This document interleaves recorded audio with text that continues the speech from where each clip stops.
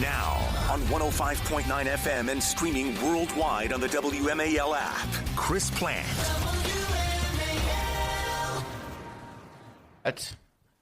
Chris Plant's coming up in 60 minutes, though. This is O'Connor and Company. I love it when a plan goes according to... Well, that was a mess up. Hey, joining us coming up in 30 minutes is Tom Homan. He's the border czar under President Trump. Perhaps you've heard of him. I'm Larry O'Connor alongside Mercedes Schlapp. You're not Chris Plant either. Neither of us are Chris Plant. Are you kidding me? There's only one Chris Plant. There's only one Chris only Plant. One. There's also only one KT McFarland, former Trump National Security Advisor, who I don't know a whole lot about the kind of national security advice KT McFarland has given presidents and secretaries of state and politicians of all stripes over the course of these many decades. But I guarantee you she has never given advice like, hey, Senator Van Hollen, I've got a good idea. Why don't you drop everything and go down to El Salvador for an illegal immigrant gang member? That's not good. That is not good national security advice, I don't think, KT. Oh, it's not good advice under any conceivable category you want to give it. You know, bad national security advice, bad domestic security advice, bad political advice. I mean, this guy just is like, check every box. Wrong, wrong, wrong, wrong, wrong, wrong, wrong. The only thing that I just laugh about, because there's nothing funny about this, but there is one little glimmer, is that I think President Trump trolled him. You know, Van Hollen gets to El Salvador, he's on the plane, he's on the way to El Salvador, and then all the information gets released about how really bad this gang member is and the crimes he had committed, and that, you know, just refuting everything about the poor, innocent man who was deported to El Salvador without his rights. I mean, you just can't make it up. It's like Keystone Cops. So I certainly hope that you can't, and it just makes you mad. Because at the same time, we hear from, you know, Mrs. Moran, how do you pronounce it? Moran about her daughter. Yeah. Moran, about her daughter. And you just think, right, that's a guy who, maybe the gang member who was deported, maybe it wasn't him who committed these crimes, but could have been. Well, you know, it doesn't make any sense. I got to bring up, I don't really want to bring up, but I got to bring up Hillary Clinton, where she posted on X, before the election, I warned that there is no safe haven under authoritarianism. If they can ship Kilmar Abrego Garcia to a foreign prison accused of no crime with no trial, they can do it to anyone. Americans of conscience must stand against this now. What's your reaction, KT? No common sense.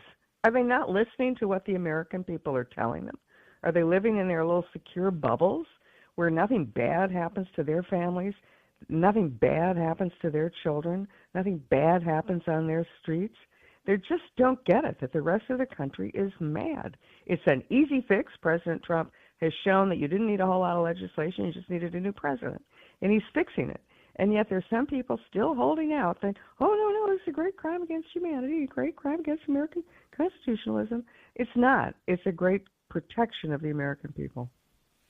KT, what message do other countries get from this as they see this develop? They see the good relationship that President Bukele at El Salvador and the President of the United States have, and this cooperation specifically with regard to sending these people back into their own countries. If you're the leader of a foreign nation and there's a significant representation of your country's citizenship in our country illegally, are you reaching out to the president? Or are you proactively saying, all right, let's fix this together? The Europeans have the same problem we have. It's in some ways it's worse because it's gone on longer, and they don't know what to do about it. Whether assimilate. They said, well, we'll bring all these people in from North Africa and from the Middle East, and because we feel sorry for them, because we need them to take jobs who our own people won't take. Not dissimilar to the United States far left radical rationale for doing it, but the Europeans are now really stuck. I mean, the social services costs of these, the health care costs, education costs, housing costs, not to mention the law and order costs. And as Vice President J.D. Vance said, the issue in your societies is you're letting these people run things, that you're crushing free speech in order to give full-throated voice to these anti-European cultures. And as a result, the Europeans are looking at us to try to figure out how to do it. So the thing is, for the countries who have people in the United States that should be repatriated, right? Salvador, Colombia, name those countries. Those countries are thinking, okay, so we can take our own back. But other countries are saying, we don't want those people back. We're happy to have them gone. They're criminals, especially the ones who came across the southern border in the United States, as we've just seen. So I think that the next step is going to be for President Trump to set the stage and say, okay, Salvador is taking Salvadorian citizens, but maybe Salvador has made the offer to take citizens of the whole region. We'll probably have regional capitals, countries, which will say, hey, that's good for us. We'll take them, even if they're not our citizens, have them come here, and we'll sort out to get them back to their own countries. It's good business for them. It's good for the United States' security, and ultimately they'll solve their problems in their own neighborhoods with those people. So one of the things Secretary Marco Rubio just announced was basically the dismantling of the Global Engagement Center, putting, I think, 30 staffers on leave, basically really trying to basically say something that was set up for propaganda is now something that was used to target Americans. What's your analysis on that? You know, we used to have these great programs, Mercedes, Radio Free Europe, all of these great programs that the State Department, largely under the State Department, but in Voice of America, et cetera, where we spoke behind the Iron Curtain and we spoke to underdeveloped countries and we championed America. And we told them what a great country it was. Democracy worked. We were proud to be Americans. And as a result, that really went a long ways in Eastern Europe and behind the Iron Curtain and the former Soviet Union to tell countries, look, there's hope for you. There's a great country out there. But what's happened in the last 20 or so years is those organizations have all been turned into anti-American organizations. So the propaganda we're feeding the world is against ourselves. So we're sort of stabbing ourselves. And it's happening at the same time that China particularly has gone to the world and said, China's great, America's bad. And America's saying America's bad. So what message are we giving to people around the world? It's that Americans don't even like themselves. So it's about time those things they're expensive. They're, in a lot of cases, they're for people who really don't need this is a whole industry of people getting these grants. Yeah. And they're certainly doing great harm to American national security and what we call soft power. Speaking with KT McFarland, KT, you've been a real sort of anchor for us during the whole tariff conversation. You've been able to shed light on it for us and tell us that this is really just eventually going to be about China and the shut, and that's how it's played out.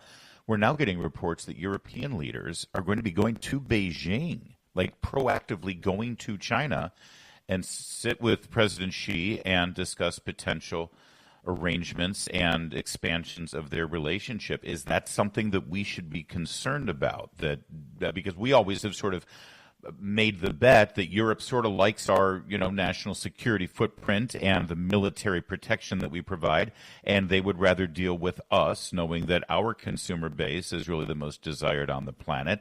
Are we nervous now that China is engaging directly with them? Well, China's been ripping everybody off. And so the countries that are going to China, they're also going to the United States. They're trying to cut the best deal. At the end of the day, once President Trump and I hope it happens soon, once he gets the first and second renegotiated bilateral tariff trade agreement with a big country, whether it's the United Kingdom, whether it's Italy, Japan they're negotiating with right now, that's going to change everything. That changes the dynamic because then every country realizes, look, if we have to choose between China and America, we want America, and we better get on that bandwagon as quickly as we can. China's not going to give anybody any deals. China is facing an economy where if they do not export to other countries, massively export, their economy collapses. It's an export-driven economy. Their economy collapses. And so China's going to not do anybody any favors. It wants to sell its goods, to all the European countries, and it doesn't really want to take their goods into China because that screws up their business model. So, I'm sure everybody likes to go to Beijing and they'll have some nice, fruitful conversations. But I don't think it goes anywhere. Yeah, that'd be fine. So the game is in Washington, and that's where to look. And I do hope President Trump can get some points on the board really soon with one or two bilateral trade agreements. All right. We got to leave it there. KT McFarland, always great to talk with you. Thank you. Pleasure. Thank you. It is 8:15. Well, the showdown with Harvard continues between the Trump administration and the, administration and faculty at Harvard, which, of course, draws to mind the famous soundbite, or made famous by the Chris Plant show from Trading Places. Let's hear it. He was wearing my Harvard tie. Can you believe it? My Harvard tie. Like, oh, sure, he went to Harvard. That delivery. Yeah. Listen, Harvard doesn't really sell an education anymore. They sell status. They sell a line item on a resume that you can walk into a room with and say, hey, I went to Harvard, like that. And, of course, Harvard is famously embracing anti-Semitic, pro-Hamas, pro-terrorist protesters and letting them shut down their campus. And the Trump administration has had enough. They, just like with Columbia University, put out a few demands, said, listen, you want to keep your federal funding, these billions of dollars that you don't need because you have a $53 billion endowment? Do a couple of things, like have some freedom of thought in your faculty, allow freedom of speech for conservatives on campus, allow Jewish students to be able to walk freely without being assaulted or harassed or attacked. And Harvard said no. And so now the Trump administration is saying, well, maybe you don't need your tax-exempt status anymore. I mean, where does this go at this point, Mercedes? Well, it goes because then President Obama goes and defends Harvard. I mean, this is where we are. This goes back to a very twisted form of the Democrat Party where they basically continue to support what is now, in this case, elite institutions, for example. And look, it is escalating between Harvard and the Trump administration. I think you're seeing a little more of an exchange between, or I would say a productive exchange between Columbia University and the Trump administration. But here's the deal. Harvard, they have so much money. It's ridiculous. Yeah, their endowment is huge. So they really need to figure out how can you figure out a way to work with the administration to get the federal funding for what they need, but also understand that the bullying of Jewish students is just simply unacceptable. It's discriminatory. Batya Ungar-Sargon, a political and cultural critic, she was on Megyn Kelly yesterday and made some good points. Cut 31. Let's go to that. Happens, he has exposed them for what they are. These institutions are no longer places that give their students some sort of education. What they do give them is an ideology. And of course, it was Barack Obama who defunded vocational training in high schools, right? The idea was everyone's going to go to college. And why would he do that? Why would he block millions and millions and millions of young men of finding their way into the middle class by working with their hands for a living? Well, of course, because the number one predictor for whether you'll be a Democrat is whether you have a college degree, Mm-hmm. So they were funneling people into college. And so your ability to achieve the American dream, thanks to Barack Obama, became contingent on how much anti-American, anti-Semitic, post-structuralist, post-modernist crap you had been exposed to. Yeah, very well said. And really, that is the you nailed it, Mercedes. This is what the Democratic Party is. They have been rebuilt in the image of Barack Obama, an aloof, globalist, cultural, and academic elitist who values an Ivy League education, even though it really doesn't teach you much other than the status and prestige it gives you, over what used to be the Democrats' base, the real men and women and blue-collar workers who would come out on their behalf. It's really an extraordinary thing to behold. And you had one of the professors, Harvard political scientist Stephen Levitsky, basically say in the days after Donald Trump's reelection as president, this is what he said. He goes, quote, "I was in the fetal position. I just wanted to put on sweatpants, eat ice cream, and watch hockey." I mean, This is Harvard, where, the freaking political scientist is like needs a safe space because Donald Trump won. And here's the big issue. These liberal institutions, there are very little conservative professors. The conservative professors feel isolated. They are basically ostracized on campus, and it's very much clearly has been used the liberal professors to basically indoctrinate children and indoctrinate young adults. Yeah, that's exactly what it is. Every college should do what, especially every private institution, should do what Hillsdale does.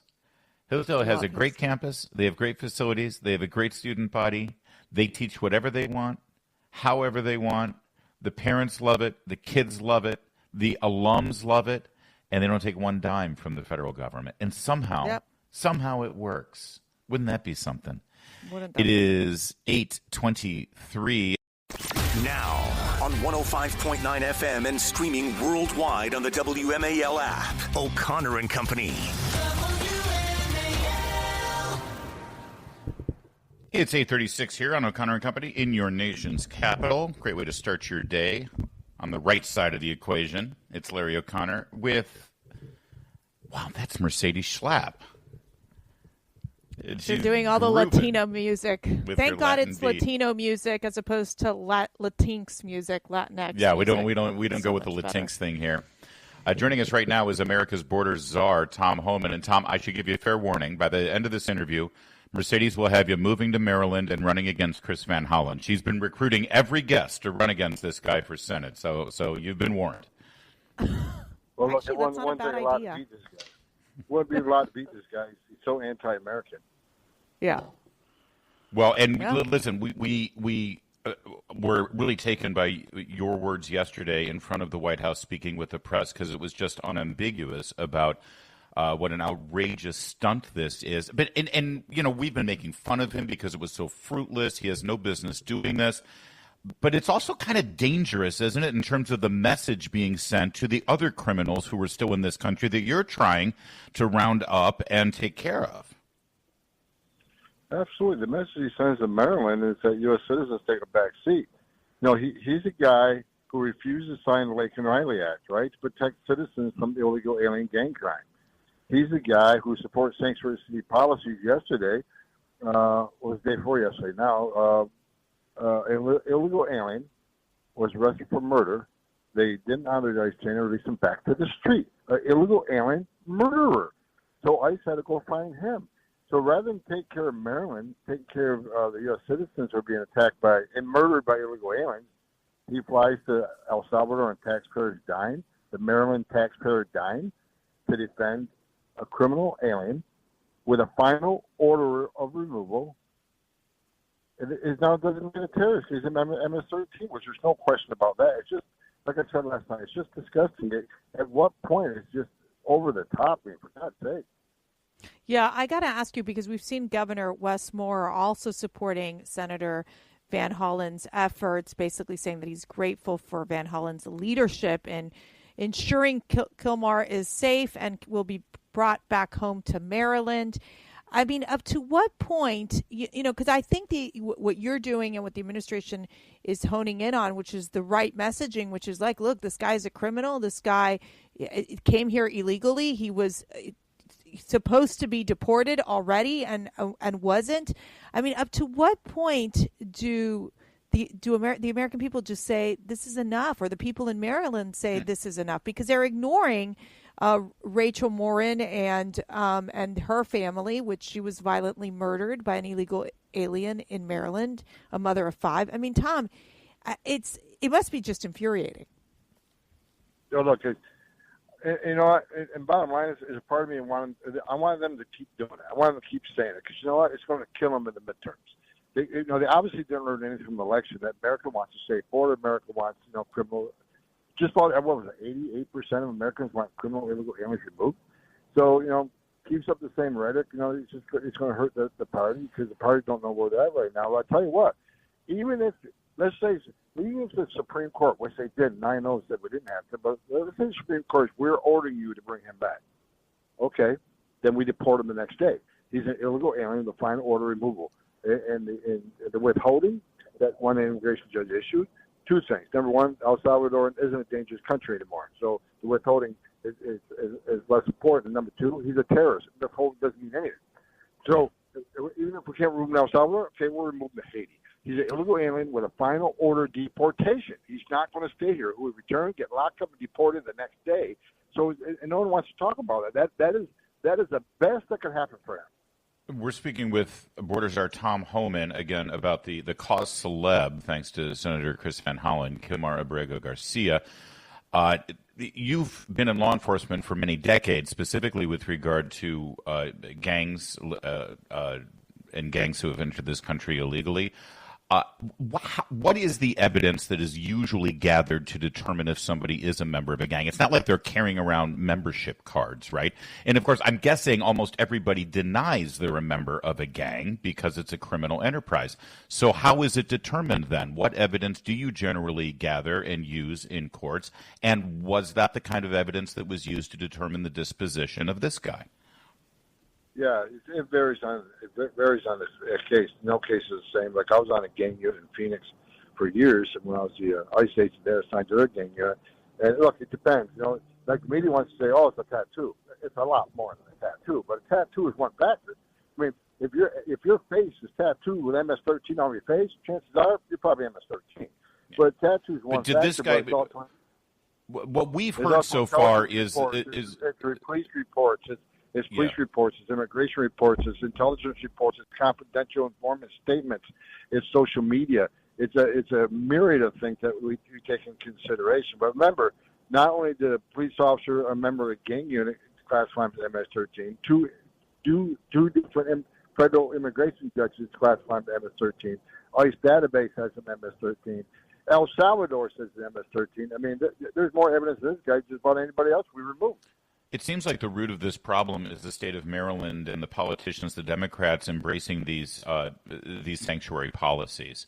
You have said in the past that that's harboring a criminal. What's going to be done about that? Well, I don't want to show our hand right now, but I've had several follow-up meetings with Pam Bondi. She's already started suing sanctuary cities. So while DOJ handles that, and it's coming. So I don't want to give you a lot, but we've been working with the DOJ on what constitutes harboring, what constitutes concealing, what constitutes impediment. So the DOJ is going to push that part, but what am I going to do as the borders are? Sanctuary cities like Maryland, here's what we're going to do. If you want to keep releasing public safety threats in the community, then we're going to flood the zone with immigration agents in your community. So we're going to send more agents, and not just ICE agents, DEA, FBI.